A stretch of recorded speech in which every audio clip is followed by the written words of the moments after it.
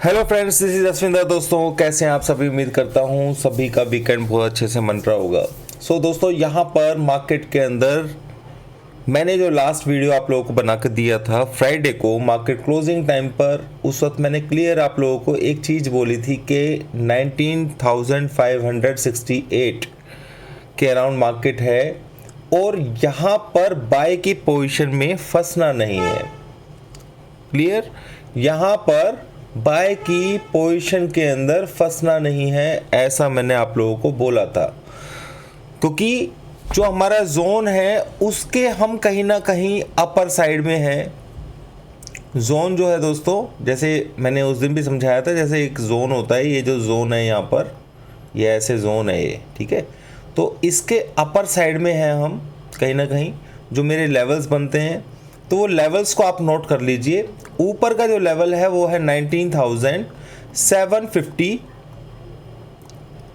To 800।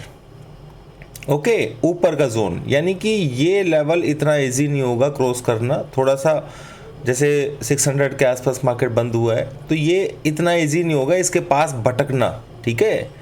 ऐसा होता है क्योंकि नीचे का जो स्पोर्ट्स जोन था वो 19,300 के आसपास, तो आपने देखा होगा 19,430 से ही मार्केट मूव कर गया। तो ये पॉसिबिलिटी है कि ये लेवल जो है 17,750 और 800, इससे पहले ही मार्केट नीचे की तरफ जाने की कोशिश करेगी। मार्केट एक साइडवेज मूव के अंदर है। वो बात ज़रूर है कि मार्केट ने अपने हाई को ब्रेक किया, पर यहाँ पर ये सिनेरियो इस तरीके का बना हुआ है, ठीक है, सिंपल।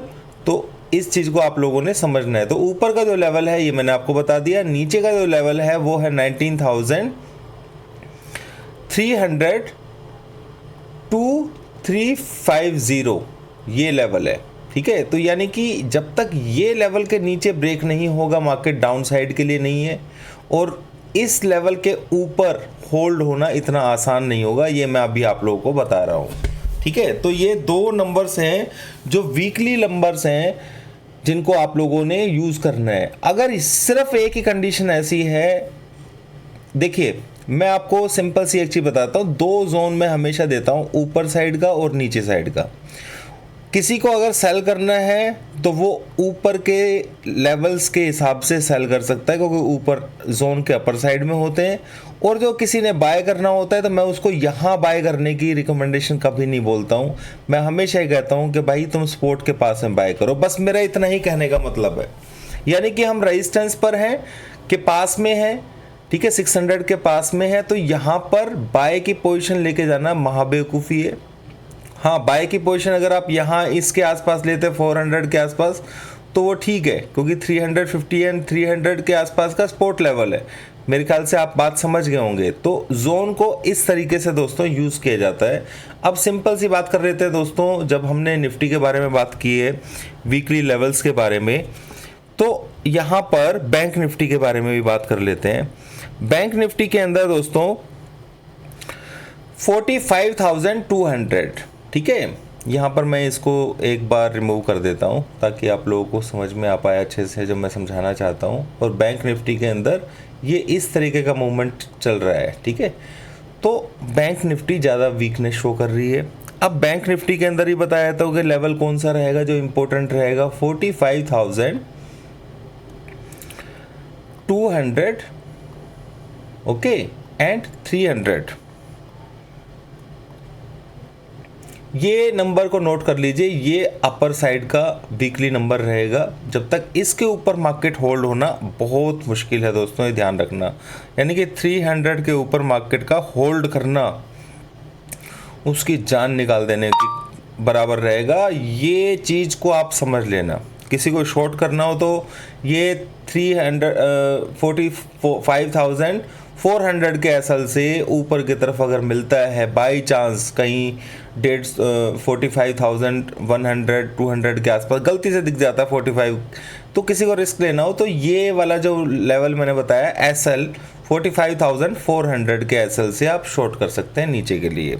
नीचे का जो सपोर्ट है वो है 44,300, जो कि लास्ट वीक भी नहीं टूटा था, और ये सपोर्ट 300 से लेकर के 44,400, ठीक है। ये नंबर जो है आप अपने उसमें डाल के रखिए। एक चीज़ समझ लेना दोस्तों, जब भी मैं ये इस तरीके के नंबर्स देता हूँ, यहाँ पर बाय सिर्फ एक ही कंडीशन में की जा सकती है। ऊपर अपर जो रेजिस्टेंस होता है उसमें सिर्फ बाय एक ही कंडीशन में की जा सकती है दोस्तों, जब फोर्स बहुत ही ज़्यादा अल्टीमेट ऊपर हो।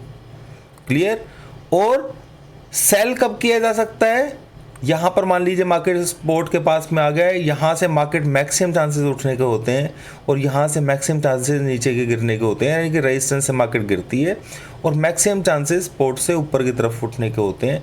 सिर्फ ये एक ही कंडीशन में सपोर्ट रेजिस्टेंस टूट सकते हैं, जब बहुत ही पावरफुल फोर्स जो है उसको ऊपर की तरफ के लिए फोर्स होगा तो ही ये लेवल टूटेगा, वरना ये लेवल टूटता नहीं है। और इसी तरीके से जब तक फोर्सफुली बहुत ज़्यादा फोर्स नीचे की तरफ नहीं होगा तब तक ये लेवल टूटेगा नहीं। ठीक है, नीचे वाला। यही रीज़न था कि परसों के मार्केट के अंदर जब 440 के आसपास 30 के आसपास मार्केट आया था तो वहाँ से फोर्स जो था वो डाउन साइड में इतना नहीं था। ठीक है, डाउन साइड में नहीं होगा तो क्या होगा कि वो ऊपर की तरफ ही भागने की कोशिश करेगा, क्योंकि ये यहाँ पर इसी तरीका गेम होता है। अब मान लीजिए ऊपर की तरफ से अगर हम देखें तो यहाँ पर फोर्स अगर बहुत तगड़ा नहीं होगा तो ये मार्केट यहाँ से चला जाएगा, जिसके चांसेस नीचे की तरफ जाने के ज़्यादा होते हैं। और यही फ्राइडे को जो एक्सपायरी वाले दिन था वो भी सेम यही हुआ था। सुबह सुबह तो फोर्स बहुत तेज़ था, उसके बाद हावी होता चला गया, डाउन साइड का फोर्स इतना फास्ट आया कि वो नीचे के लेवल्स जो थे हमारे दिए हुए थे वहाँ तक आ गया। पर यहाँ पर भी नीचे 300 के आसपास तगड़ा सपोर्ट था, यानी कि वहाँ से जो फोर्स ऊपर से जो था वो नीचे की तरफ ट्रेल नहीं हो पाया। ट्रेल होता तो उस लेवल को नीचे ब्रेक कर देता। ठीक है, तो ये इस तरीके से ही मार्केट चलता है रेजिस्टेंस सपोर्ट के अंदर। जो लोग पीछे से बहुत टाइम से देखते आ रहे हैं मेरे वीडियोस को उनको मालूम है। ठीक है, तो बैंक निफ्टी के लिए स्पेशली ध्यान रखना दोस्तों, 45,300 का लेवल इतने आराम से होल्ड होने वाला नहीं रहेगा। इस चीज़ को आप समझ लेना। पूरे वीक की मैं बात कर रहा हूँ, मेरे ये जो 1 मिनट का वर्ड है इसको याद रख लेना। सिर्फ जब तक ये लेवल होल्ड नहीं करेगा जब तक कोई मतलब ही नहीं है दोस्तों कि मार्केट के अंदर बैंक निफ्टी के अंदर आप लोग डिप में बाय करें। यानी कि 45,400 का लेवल अगर ब्रेक करता है, हिट करता है, यहाँ पे लेवल मैंने क्या दिए हैं 45,200 टू 300। तो मैंने 400 के बारे में क्या बोला है कि या तो 400 टच हो जाए या फिर 300 के लेवल के ऊपर होल्ड करे। ठीक है, समझ रहे हो? तो आप डिप में बाय कर सकते हो, तब आपको पता रहेगा 44,300 नहीं आएगा भाई। आई बात समझ में? ये इस तरीके से होता है। तो मेरे ख्याल से उम्मीद है आप लोगों को लेवल समझ में आ गए होंगे। कुछ आने वाले टाइम में दोस्तों नेक्स्ट हो सकता है इस वीक के अंदर मैं 2 या 3 दिन लाइव रहने की कोशिश करूँगा। जिस भी दिन मुझे ये महसूस होगा कि मार्केट के अंदर आज इंट्राडे के अंदर ट्रेड बढ़िया वाला किया जा सकता है तो उस दिन मैं लाइव रहने की पूरी कोशिश करूँगा।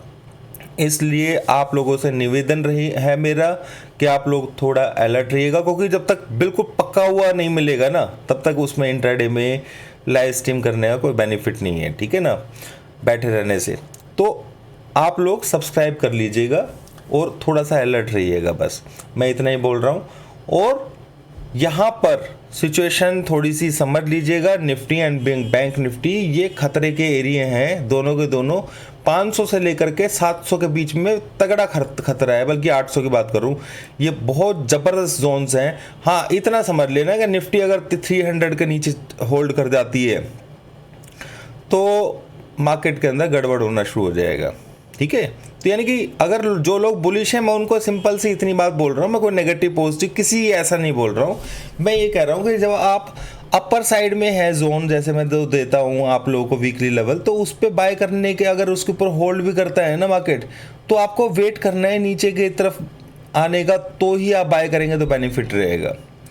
क्लियर? यानी कि ये जो जगह होती है अपर साइड, जो जोन रेजिस्टेंस में जो देता हूँ या सपोर्ट देता हूँ, उसके पास में बाय करने का क्या तुक बनता है यार?